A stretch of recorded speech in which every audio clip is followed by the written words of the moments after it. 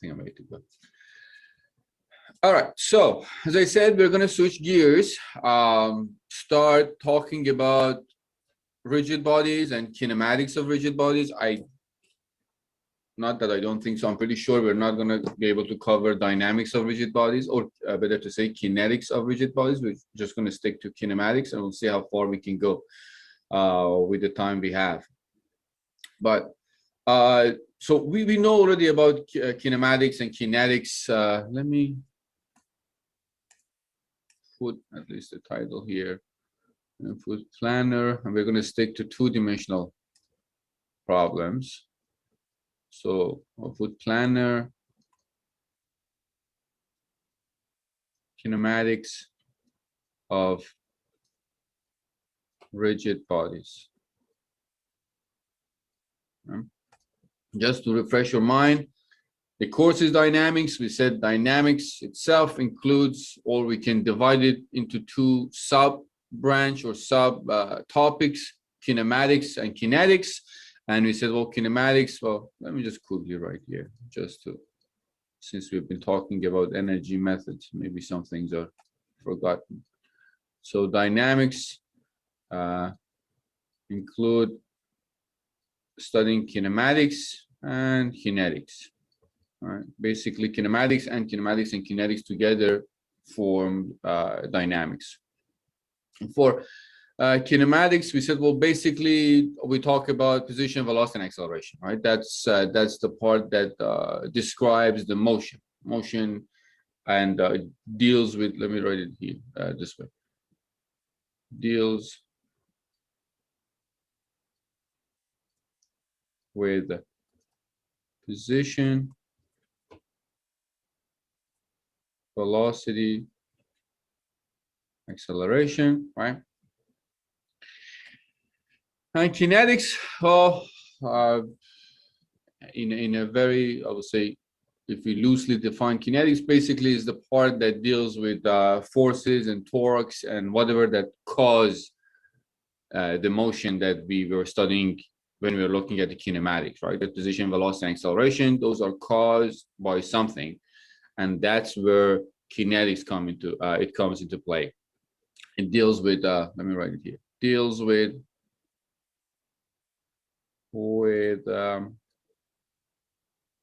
force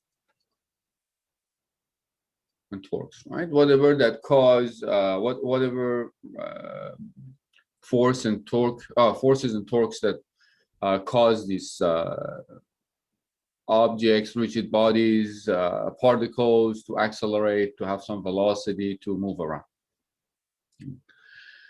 So we've looked at this for a particle or a group of particles. Sometimes when we have a couple of things attached to each other, what we do for the rest of the semester is that we're going to talk about these. Well, not kinetics, just kinematics. We're going to talk about kinematics of a rigid body, right? And I kind of went back and forth talking about rigid bodies, kind of referring to them, trying to define them. Generally speaking, you can think of a rigid body as something that is non-deformable, right? Any object that is non-deformable, so you cannot deform it with some amount of force. Well, keep in mind that a lot of objects that we define them as rigid bodies, it's a relative term, because a piece of metal is a rigid body when we are studying it. But if the force is, if the loading is huge, if the force is large, then that's going to just deform, right? A car is a rigid body. The structure of a car is a rigid body, but in an accident, obviously, it's going to deform. So when we say it's a non-deformable object, it's like it's a relative term. Within the scope of what we are studying, let's say if the car moves from point A to point B, it's a rigid body. It's not in an accident, right? It doesn't deform. It's not deformed. So when we say that, it's within the scope of what we are talking about for a specific problem or for a specific situation we are looking at. So let me just put it here. Rigid body, you can think of it as it's a non, oof, bad handwriting this morning. It's a non-deformable object. The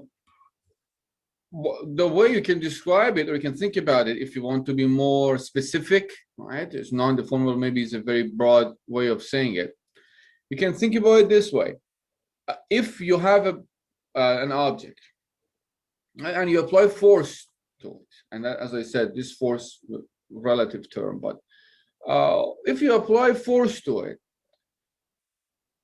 if you track 2 points on this object before and after applying the force, right, the distance between these 2 points should remain constant. So think about if you have a piece of metal and in your hand some strong material, not even a metal, if you think about just a pen, right? If you apply force on both ends, right, think about that you have a point here and you have a point here, right? There are 2 points here, you're just tracking. If you apply force, this does not deform. So these 2 points stay relatively where they are. The distance between them is the same before and after applying the force. But now in your mind, replace this with a piece of rubber. Right? If you have a rubber and you're tracking 2 points on it, if you apply force, it's going to elongate. Right? When it elongates, the distance between these 2 points increases. So if you have a rubber around, unfortunately, I don't. That's not rubber. If you have 2 points, apply force, the distance between these 2 points increases after applying the force because the rubber itself, it elongates. Or if you think about the fishing rod, right? It's straight, and then when you apply force at one end, so you're fishing, it bends, right? So the distance between any 2 points on that rod is going to be different after applying the force. So that's a little bit more formal way of looking at it. All right. So if you want to put it in words, you can say the distance between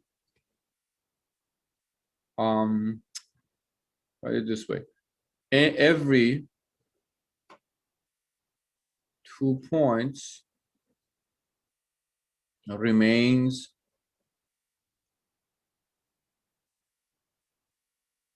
constant, remains constant. Go this. That's how we can think about a rigid body, right? The first bullet point is trying to say it's a non-deformable object. That's as nice as I could write deformable. It's a non-deformable object. Right. So we're going to talk about 3 types of motion in a rigid body when we are looking at kinematics of rigid bodies. If you go to 3-dimensional space, there are more categories, or you can categorize the motion into more, I would say, types of moving, right? We just classify them into these categories because then it's easier to study them, right? Generally speaking, a rigid body, at least in 2D, in a plane, can move in 2 directions, like X and Y, and can also rotate. So the idea is like 3 degrees of freedom, meaning that it has freedom to move in 3 different directions, right? Any motion on the plane on a 2D in a 2D plane can be described with some X and Y coordinates. Think about this way. So X changes, Y changes wherever you go. These 2, by changing these 2, we can describe where that object is. And since we have a rigid body, it can also rotate, right? For an object, for a particle, motion rotation doesn't really make that much of sense because it's just a point. in a plane, right? Now we have a rigid body which has some kind of geometry and shape, so it can rotate, right? We have to take into account that rotation. So in a 2D space, XY plane, think about it, three types of motion are possible. You can have just translation, right? You can have an object going from one spot to another spot, going from here to here, here to here, without being without rotating. So you have a piece of my phone is, I can use that. So this is think about this as just an object, right? If it moves from here to here, it's just translation. If it moves from here to here, it's just a translation. Right? The other type of motion could be just rotation, right? It's not moving anywhere. Around one point, let's say this point, it only rotates. Right? Around some point, which we call it axis of rotation, can rotate. That's the second type, or second, obviously, subcategory in motion of a rigid body in 2D plane. And the third type is basically the combination of first and second category, right? It can translate and rotate at the same time. So it can go from here to here by doing this, right? In this motion, it translates from here to here, and it also is rotating at the same time. So these are three types that we can look at them separately. We don't really focus on translation because it's very straightforward. It's just the same thing as we looked at for a particle. The only difference, I'll tell you, that all points on a rigid body are going to have the same velocity and acceleration when we have translation, right? Doesn't matter which point you look at it, the velocity of all the points are the same and acceleration are the same. So let me just quickly put it here. So we will look at three types of planar motion for a rigid body. So the first one is translation, which pretty straightforward. As I said, if I want to formally define it, is that if a rigid body in motion does not rotate, right, with respect to some given reference frame, then it's translated. Now, I should have mentioned that when we talk about rigid bodies, we need a reference frame or coordinate frame to work with.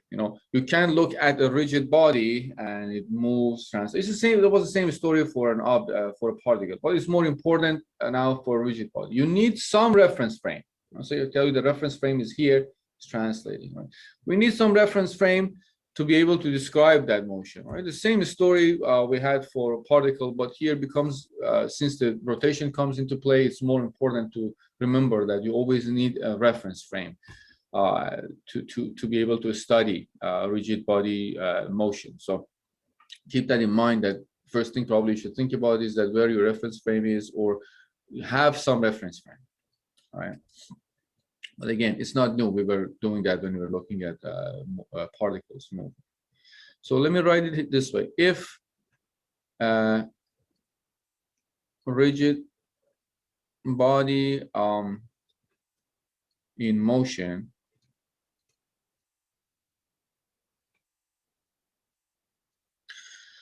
put it this way, doesn't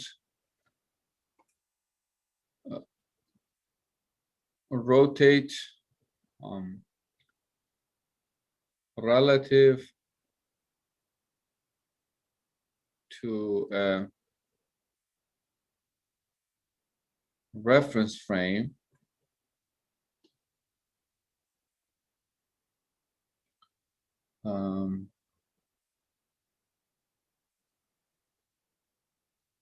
then it's the it's translating. It undergoes a translation.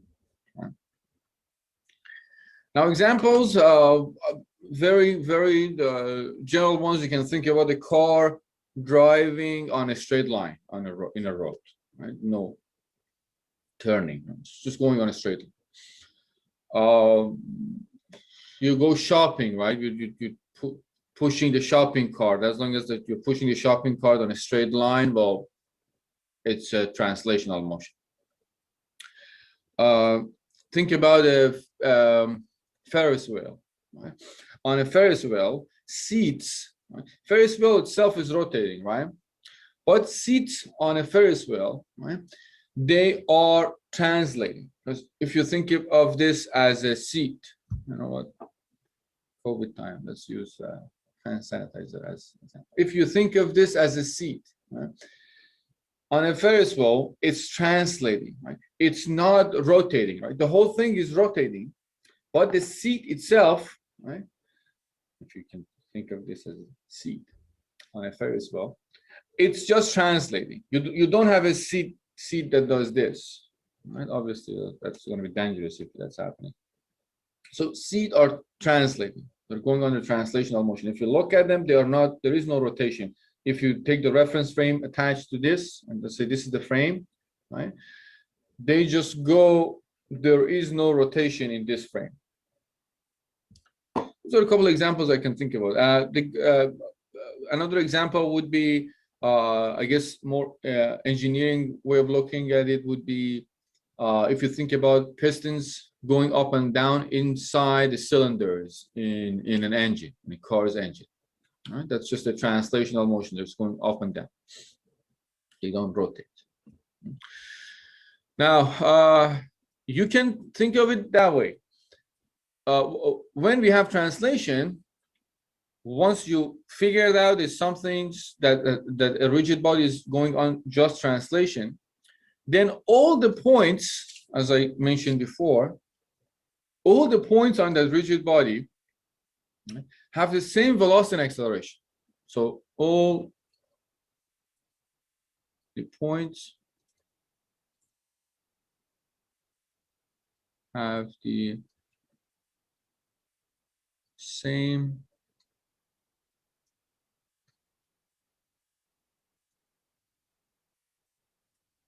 velocity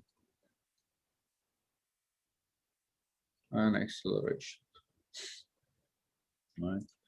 So it's pretty much as if you're studying particles. You have this rigid body moving. You can just think about this as a particle. This particle is going from this point is going from here to here or here to here. So nothing really new there. Right? It's pretty much what we were doing when we were studying a point or a particle. Because there is no rotation there, we can think of that rigid body as just a particle going from one location to another location. It has some velocity, it has some acceleration. Same way you were studying points. Remember all the equations we dealt with when we were looking at kinematics, position, velocity, and acceleration, right? All the way at the beginning of the semester, right? Acceleration as a function of time, acceleration as a function of velocity, constant acceleration. All those equations, you can use exactly the same equations for a rigid body. Nothing changes. Every point on the rigid body, if I tell you what is the velocity of this point on this rigid body, well, you just find the velocity of the rigid body. Think of it as an object, as one particle. All right. So there is really nothing new there. What is new is the second type, right? When we are looking at, so we still have the, all right. What is new is the second type of motion, which is rotation. Right?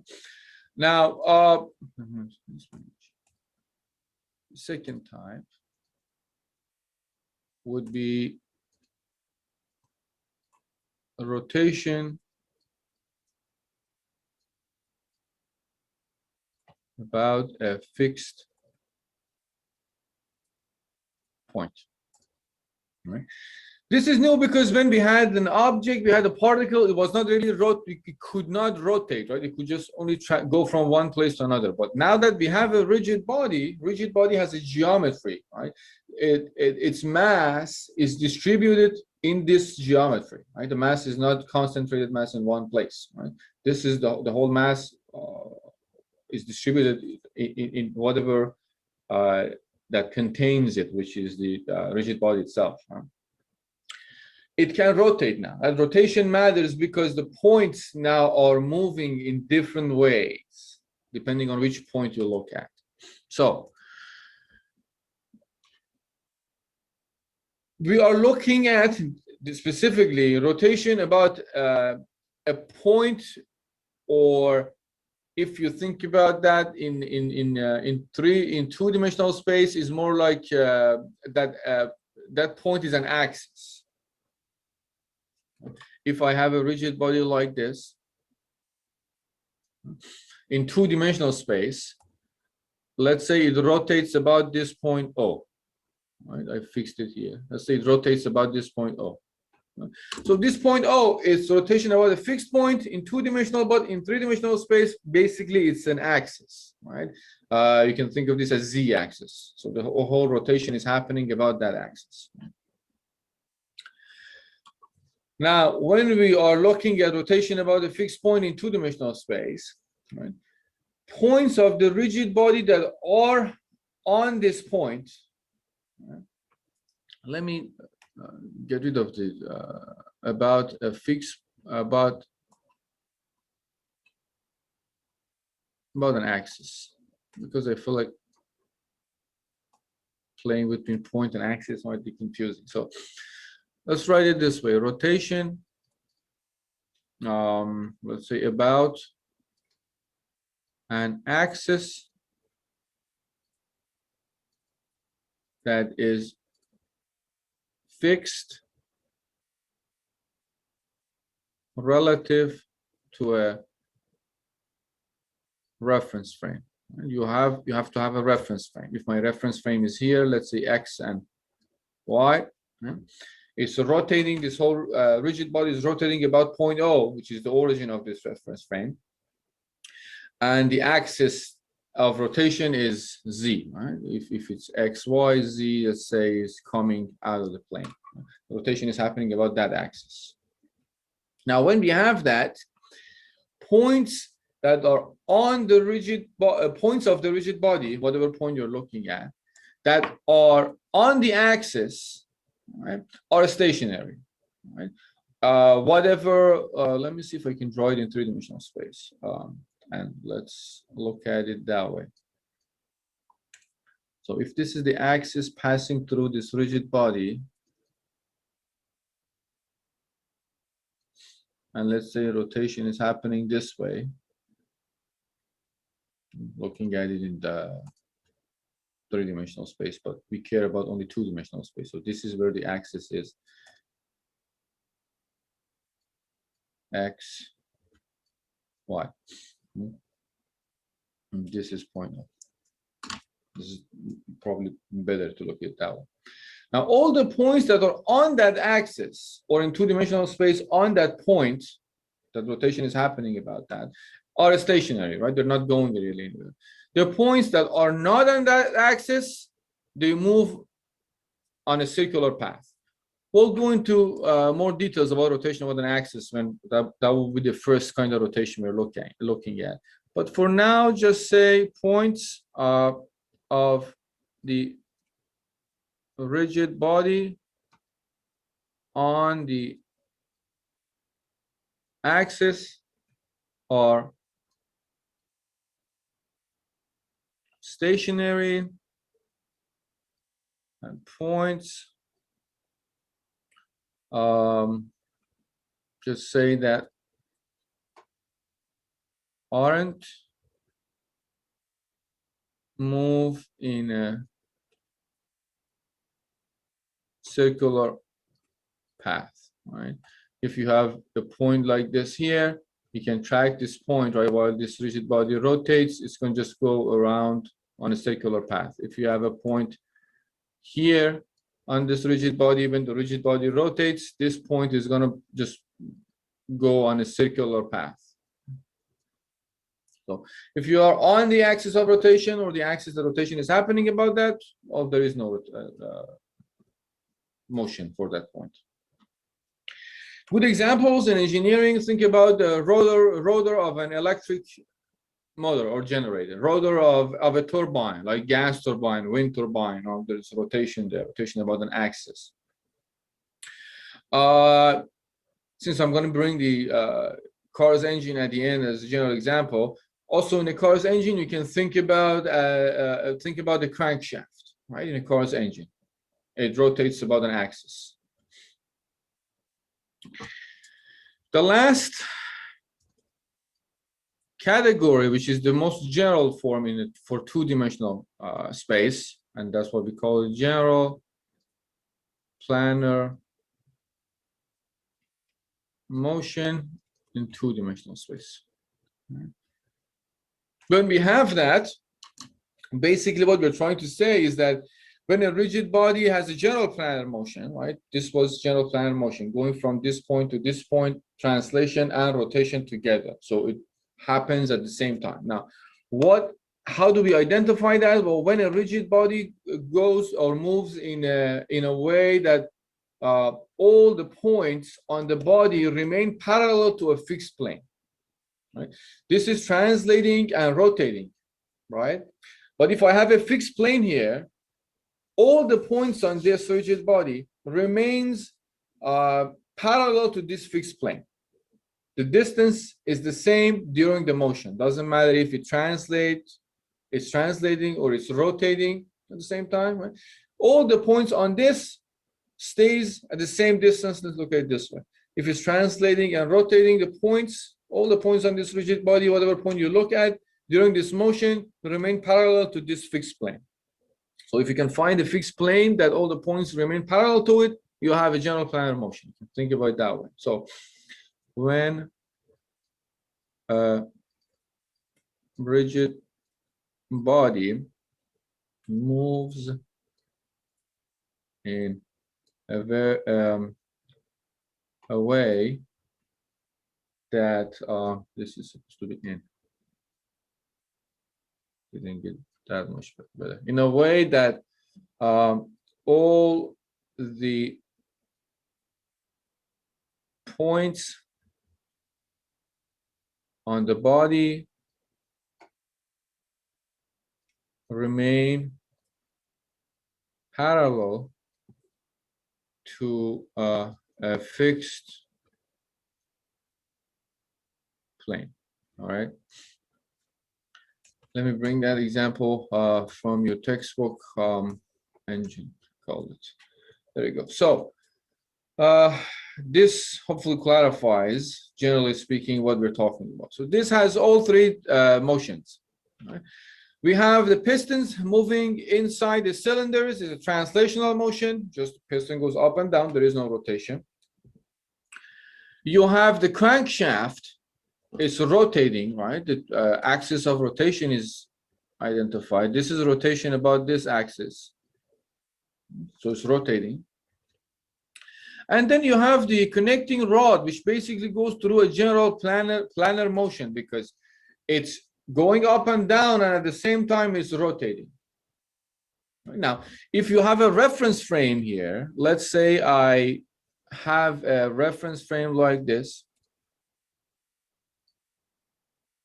Let me see if I can draw it more obvious that it's in the space like this.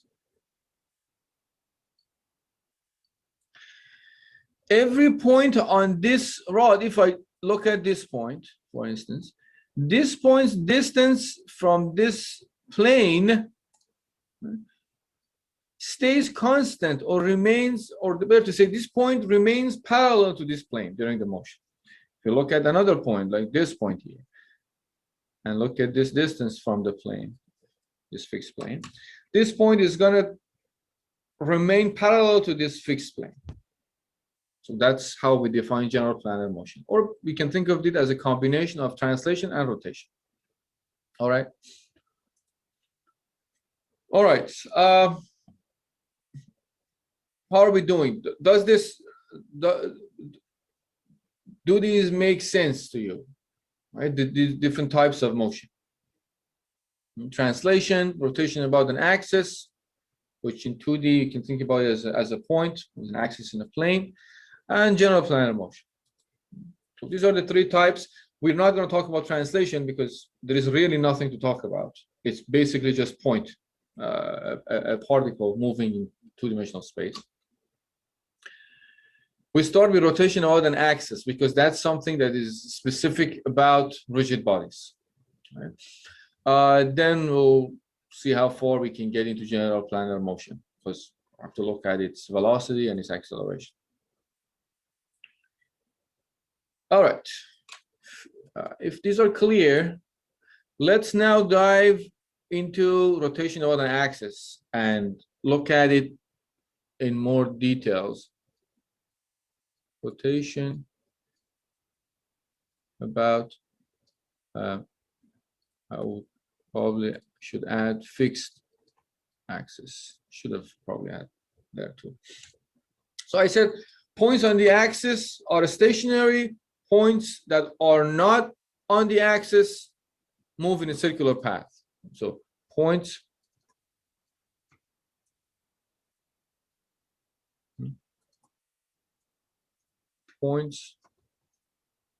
on the axis are stationary, right? Really not moving. And points not on the axis move in a circular path. And again, I'm just going to draw that potato-shaped kind of rigid body. Let's say this is the axis passing through this rigid body. And then we have a rotation about that axis. So if you think of this as straight, like the beginning, this whole thing, let's say, you can probably do better with a straight line. This whole thing rotates like theta degrees, for instance. Right? We're looking at it in three-dimensional space, but rotation is happening about a fixed axis, and that's the fixed axis. That rotation, let's say this whole thing rotates theta degree, theta amount. Right? So we can define angular velocity and angular acceleration for this. Right? For this rigid body, we can say, well, angular velocity, angular velocity omega is d theta dt, how fast it rotates about this axis. Angular acceleration, and these are not new concepts, right? We've seen this before when we looked at rotation about a fixed rotation in a plane. Now, you can think of this as I'm looking at one point, right? We studied particles before. You can think of this as for this point right here, this point is moving in a circular path about the origin. And its velocity as part of its angular velocity as part of the rigid body is d theta dt. Wherever it is, if it rotates theta amount in a delta t or in some time frame, d theta dt gives you the angular velocity of that point, which basically in a rigid body, we said the distance between points and are constant. So points do not move with respect to each other. So whatever the angular velocity of that point is the angular velocity of the whole rigid body. An angular acceleration.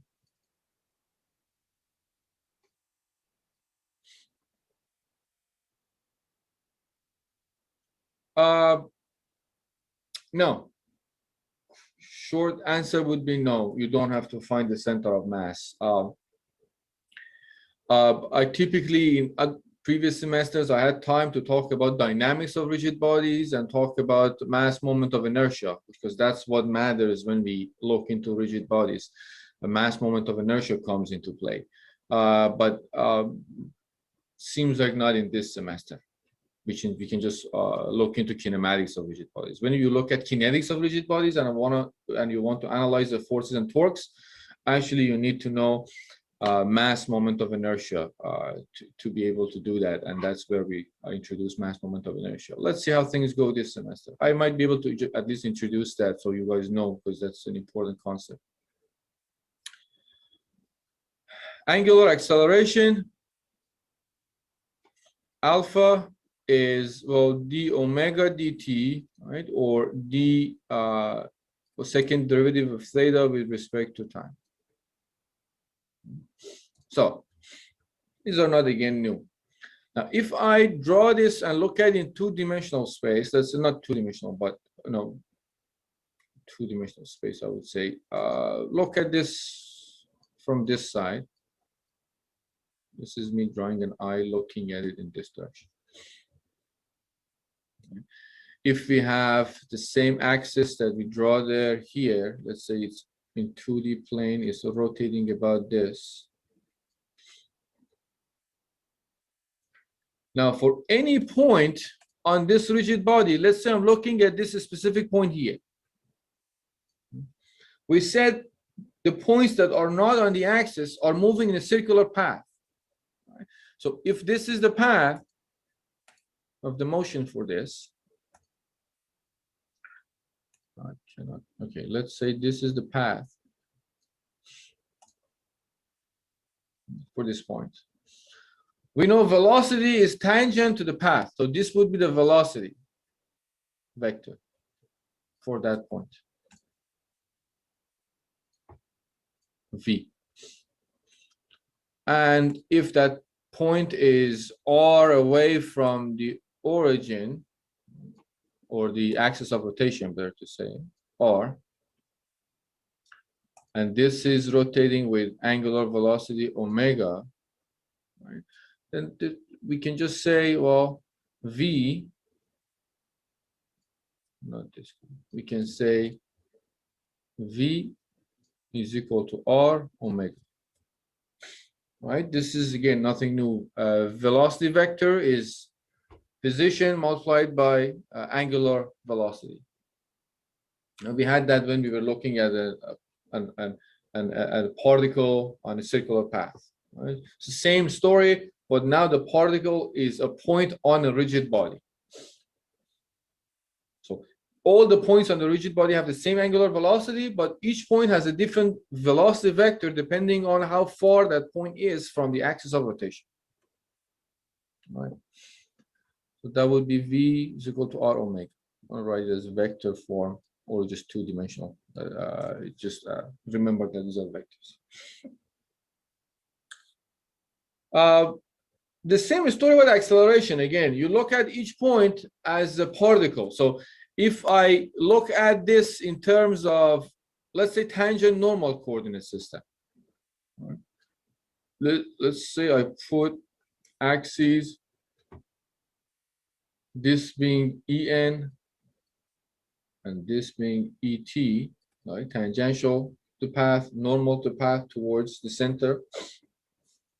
And let's say the whole thing has some acceleration alpha, right? It accelerates about its axis of rotation with alpha.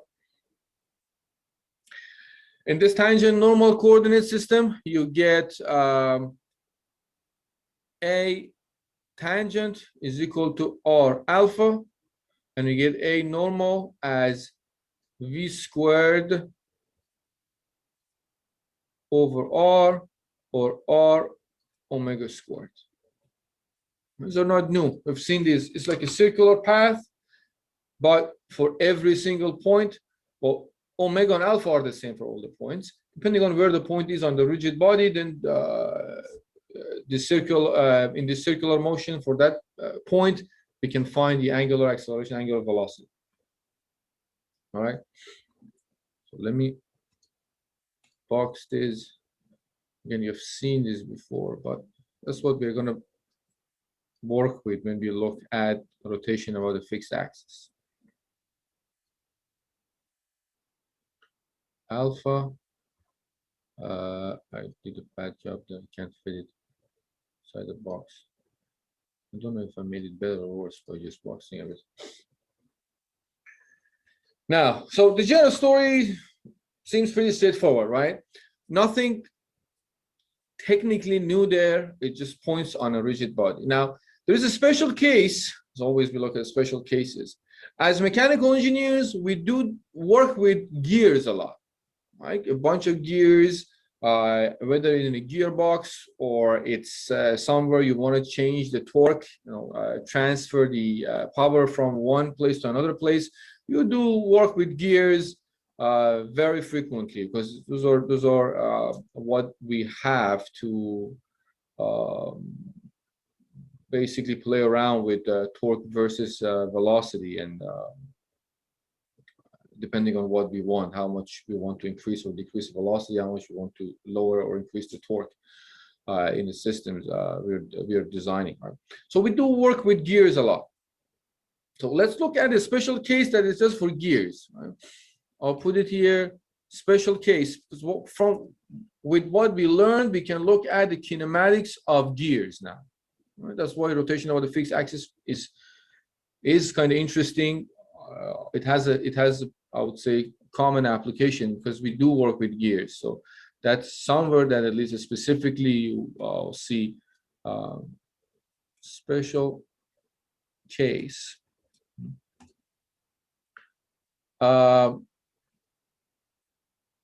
Analyzing gears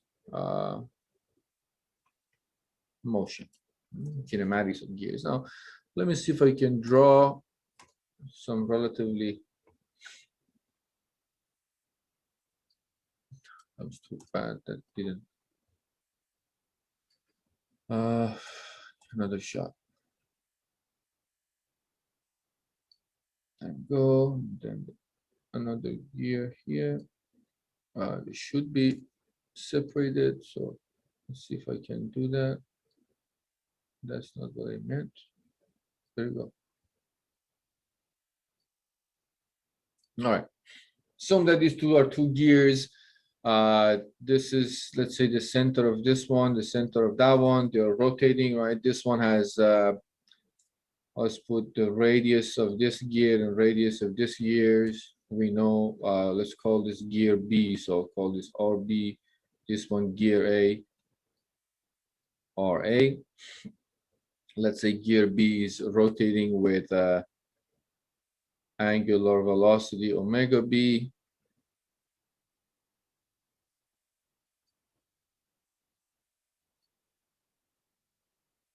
Angular acceleration alpha B.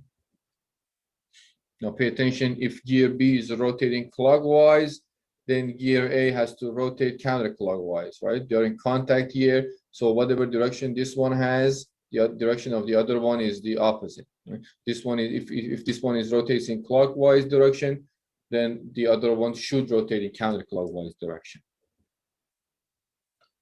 This would be omega A would be alpha, right? So very ugly arrow. All right. So we have two gears are in contact at some point. Let's call the point of contact. This is the point of contact.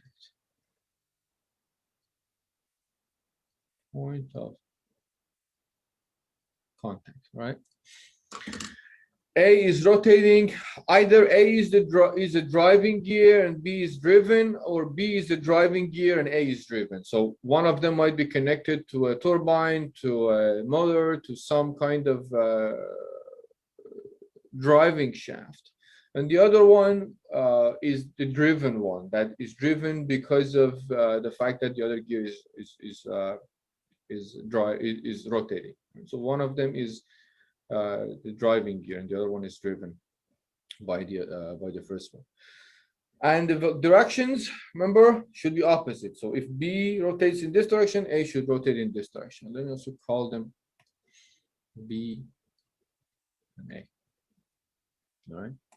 So what happens is that one thing we know about gears is that the velocities of gears must be equal at the point of contact or at contact points, as long as there is no slipping. Obviously, if they are actually totally engaged and there is no slipping, which is, there are sometimes like backlash stuff, but slipping doesn't really happen in gears that often. It's not like belts, so it's a reasonable assumption to make. So I'll put velocities of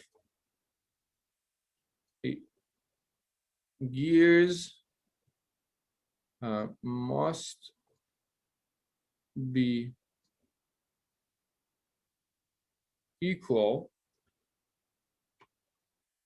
at the contact points as long as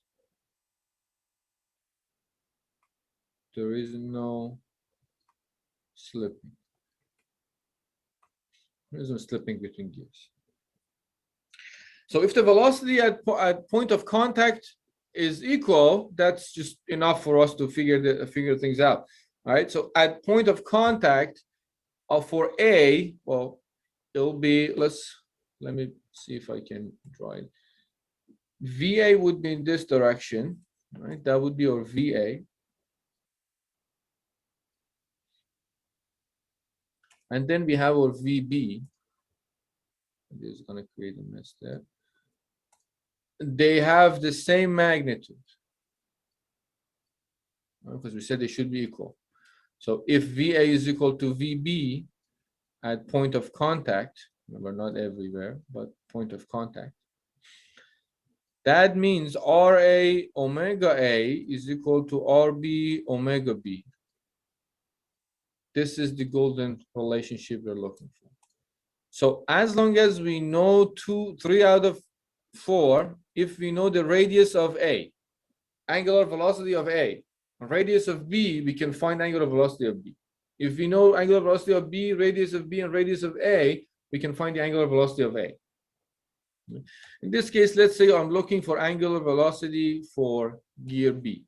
So omega B would be RA over RB omega A. Right?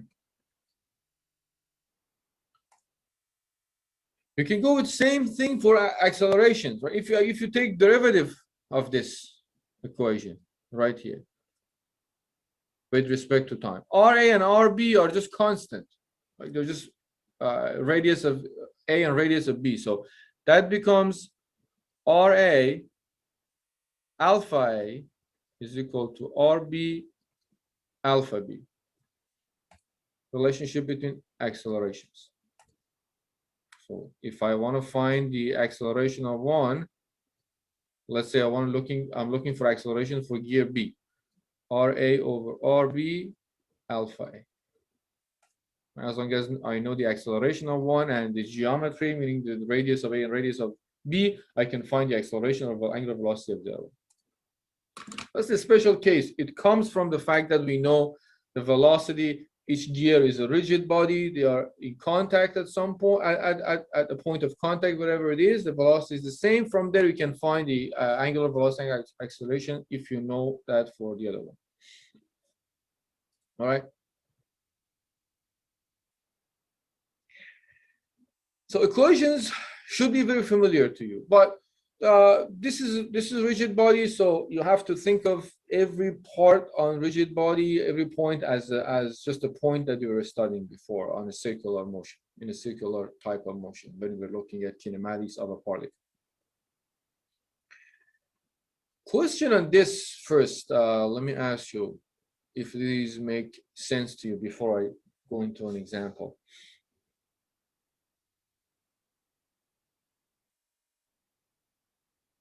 Logically, did you follow what happened there at least? rotation over the fixed axis. We're just talking about rotation over the fixed. I introduced 3 types. We start with rotation over the fixed axis. I introduced that today. We'll go over an example or 2 today, a couple more examples on Monday. Then we dive into general planar motion, because we need to have a good understanding of rotation over the fixed axis first. All right, no question there. Let's look at an example. I'll give you some time if you're taking note, and then you have a question, maybe question comes up.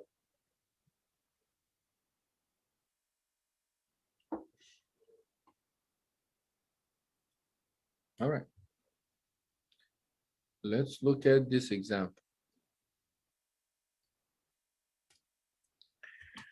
I do have the figure for this today. I've been trying to be more. Okay, so instead of torturing you with me drawing the stuff. So we have this mass A. The problem statement says mass A, the mass A starts from rest at t equals to 0 and falls, so basically goes down with acceleration, falls with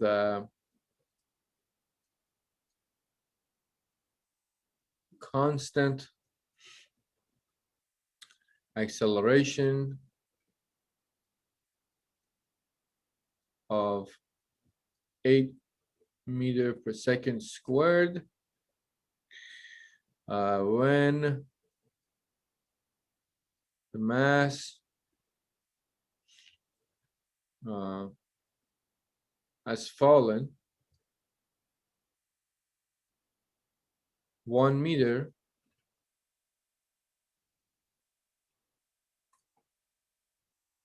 find the magnitude of A, angular velocity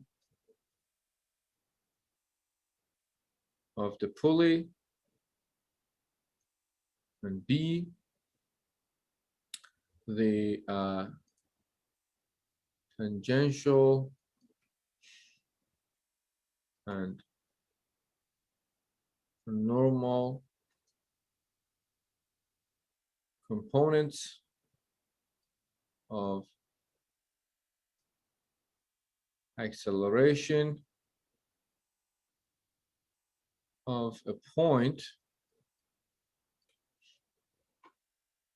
at the outer edge of the pulley. All right, so this one goes down 1 meter, so we're talking about this is going down this much, let's say, assuming that this is 1 meter, and that goes down right here, supposed to be A. Constant acceleration, going back all the way to the beginning of the semester, right? We have a motion with a constant acceleration, right? The equations we had there, you might have to refresh your memories by looking at those equations. So when we have a constant acceleration, we know the motion starts from rest at t equals to 0, and we know how much this object moves with this constant acceleration. What we want to know is the final velocity. Because if I know the final velocity, here is the logic. If I know the final velocity of this mass when it gets here, or the velocity of this mass when it's here, this v, I can. If I know this V,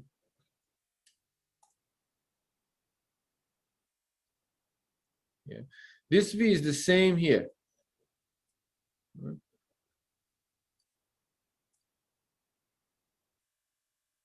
This V. If I know that V, and the reason is here, it's the same because rope is not there is no extension or compression in the rope, right? So whatever is the velocity of the mass is the velocity of any point on the rope, right? Just moving with the same velocity.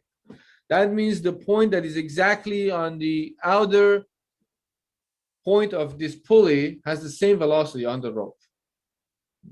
If we know the velocity of that, this means we can use that to find the angular velocity because we know this distance, r. We can find that the angular velocity of the disk by v over r, using v over r. Because v is equal to r omega, the disk is rotating at this point right here.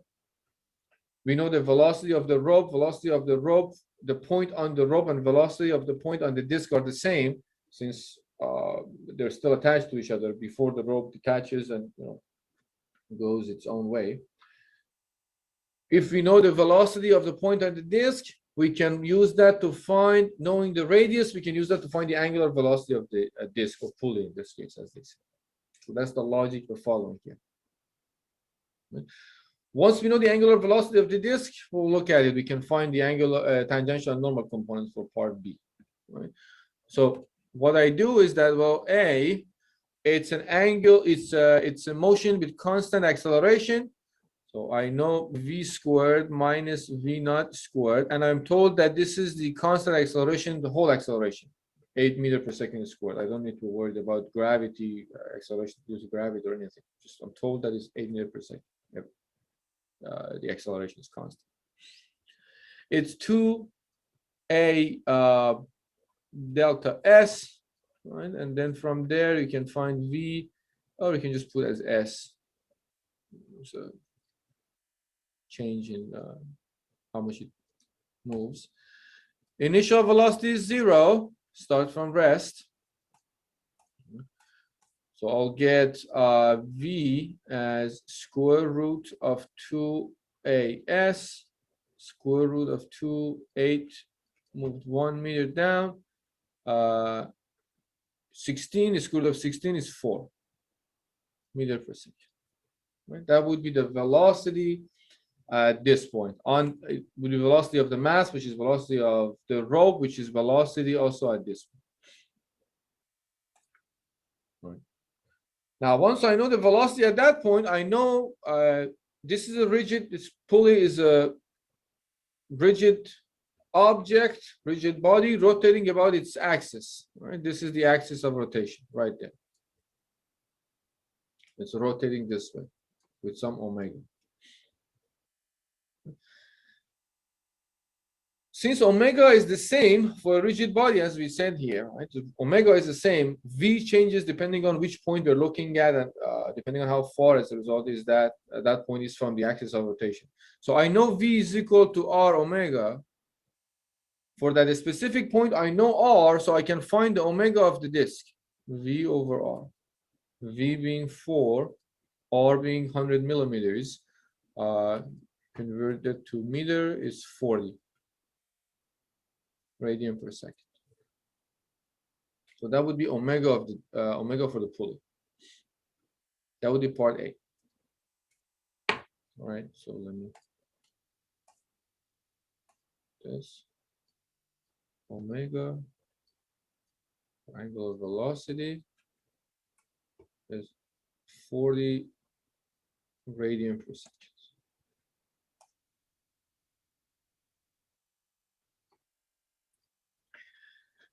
Now that I know the angular velocity of the disk, let's see how can I find tangential and normal components. Going back to previous slide.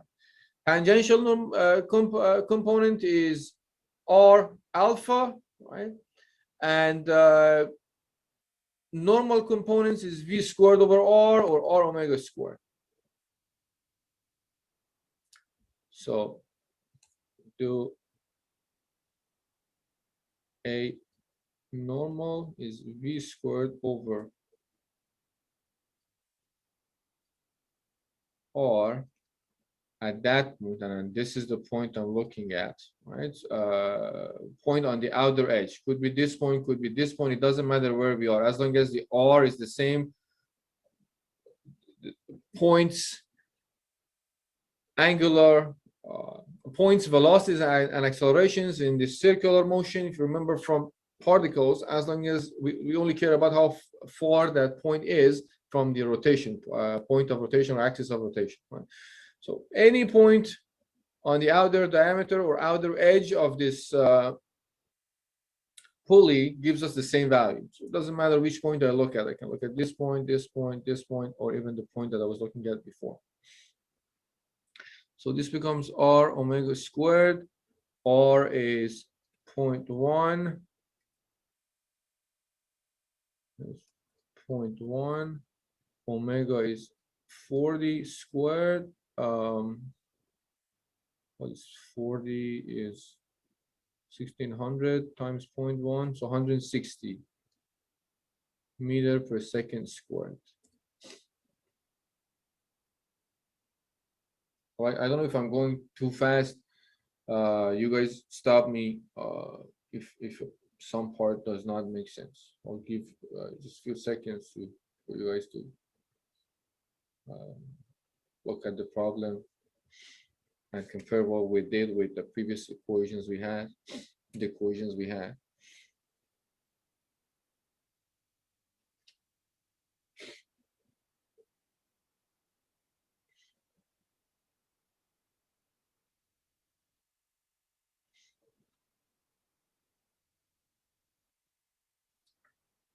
So this is a normal. So let me draw the pulley here. Let's say I'm looking at same point I was looking before. Just remember that, let's say I'm looking at this point. It's the easiest point to look at. So I'm looking at, this is my A normal. This is my A tangent, right? Or let's put it this way. Let me be more. This is ET, this is EN. That means this will be my AN, this would be my AT. Now, how do I find AT? AN, oh, I know the distance, I know omega. What is AT? Tangential component of the acceleration of any point on the outer edge of this pulley.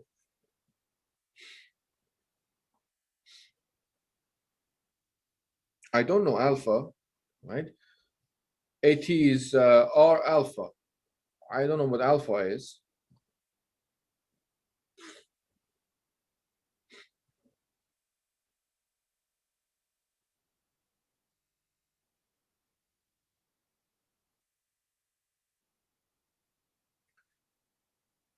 Here is the trick. Well, look at the component of acceleration. This rope or this mass is going down with the constant acceleration of 8 meters per second squared. That means the acceleration of the rope is 8 meters per second squared. So any point on this rope, this point, this point, this point, any point on this rope has the acceleration of A equal to 8 meters per second in this direction. So if you look at this point of contact right here, that I'm going to make a mess there. This point, right? This point right there, point of contact. The last point that the rope is in contact with the pulley, perpendicular like this. The acceleration, the component of acceleration in this direction, which would be the tangential direction, is the same acceleration as any point on the rope in this direction. And that I know is 8 meters per second squared. So A tangent is nothing but 8 meter per second squared. Again, this mass is going down with 8 meter per second squared constant acceleration. Right? Any point on this rope also has in the part of the rope that is not tied around the pulley in this direction has the same acceleration, right? It moves with the same acceleration as the mass going down, 8 meters per second. So as a result, the point that we are looking at, this point of contact right here, has an acceleration downward at, which is the same as the acceleration of the rope. And that's 8 meters per second squared. Now, if you were looking at a different point, the story would have been different, right? You couldn't follow the same logic for a point here, because now the acceleration of, because of the motion of the rope, would be something like this, 8 meters per second squared. And you had to find, so normal acceleration and tangential acceleration, you had to do a little bit of analysis there. But at this point, you know, I can find the tangential acceleration, which is pretty much the same for every point. Because scratch that, you could actually do it for every point. It's just easier to look at this point because the point is on a rope. I think if you can see it pretty much everywhere you go, I have to fix what I said. This is also a tangent, and this is still the same thing as a tangent with the acceleration of the rope, which is the acceleration of the mass. I'm going to stop explaining. I'm just making it more confusing. I'll let you ask questions if it doesn't make sense.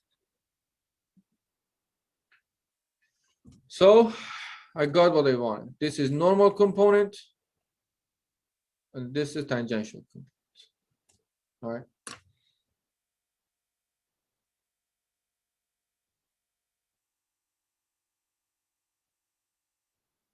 So we did, in a sense, combine translational motion. If you think about that, this mass moving 1 meter down is more like a translation. Right? So it's not rotating. It's going from point 1 to point 2. It's translating.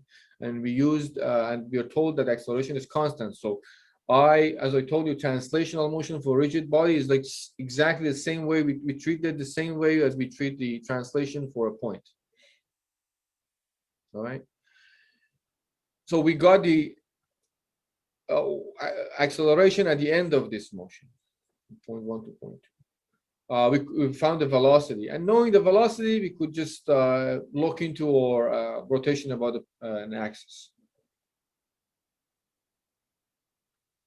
It needs some refreshing your memories and your knowledge about kinematics, because we jumped from energy method again to kinematics and everything related to that. So you might need to take a look at those equations again for different types of accelerations, how to deal with different types of motions, both for a particle, right? Depending on what particle, motion on a straight line, we are to say. You can look at motion on a straight line and motion on a curvilinear path. These two are pretty much the story of rigid body, translational and rotation about a fixed axis. The difference is that if you look at the rigid body, motion on a straight line or a straight path, the difference is that you can look at every part on this rigid body as one of those points that we were studying before.